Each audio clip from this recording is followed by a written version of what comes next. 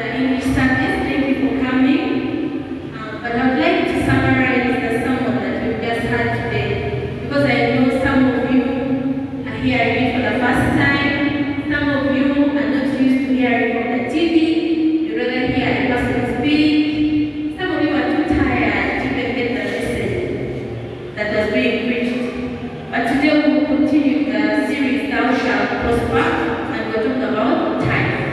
About time.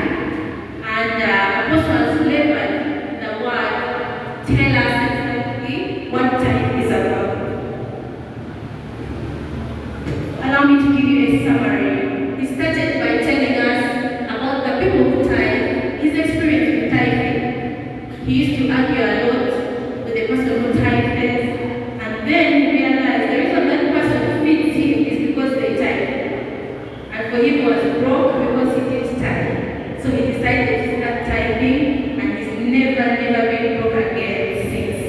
He also told us about a couple that tithed on their wedding budget. Imagine that. You know, when you collect money for your wedding and then you say, I'll give 10%. You know that? And those people did not wait in debt.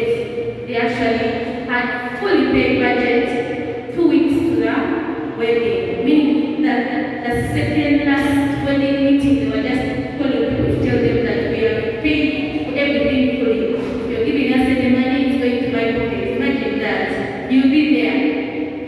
What you told, eh? You told to get married like that. Yes, you should expect it. Anyhow, he also told us the origin of tithe, how it came about, but I want to focus on some highlights that tithe. We tithe not because we don't have, but we tithe because we've been blessed, okay? It's a response to the blessing.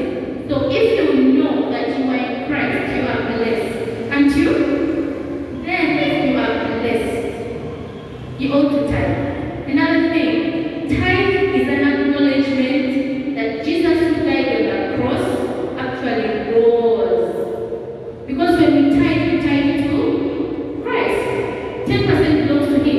So if you don't tithe, it's like you're saying, Jesus died and never rose. Jesus is not alive. So it wouldn't make sense for you to come and say, Jesus is alive, when you're not tithing. That's why they say, if you don't tithe, you cannot hold this mic. If you don't tithe, you can't hold this mic. Because you can't come and say things when for you don't believe.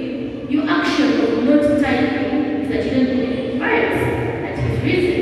Okay? Are we together? And he also gave us examples of how Melchizedek is a picture of Christ in the Bible, and that he continues to receive tithe. Some people say that tithe is for the Old Testament, but when you read about it later in Hebrews, it says he receives tithes. Receives, not received.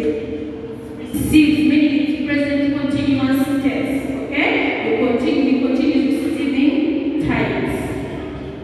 Okay, and finally, when you look at Abraham's life, Abraham tithed. No one told him tithe. It came out of revelation.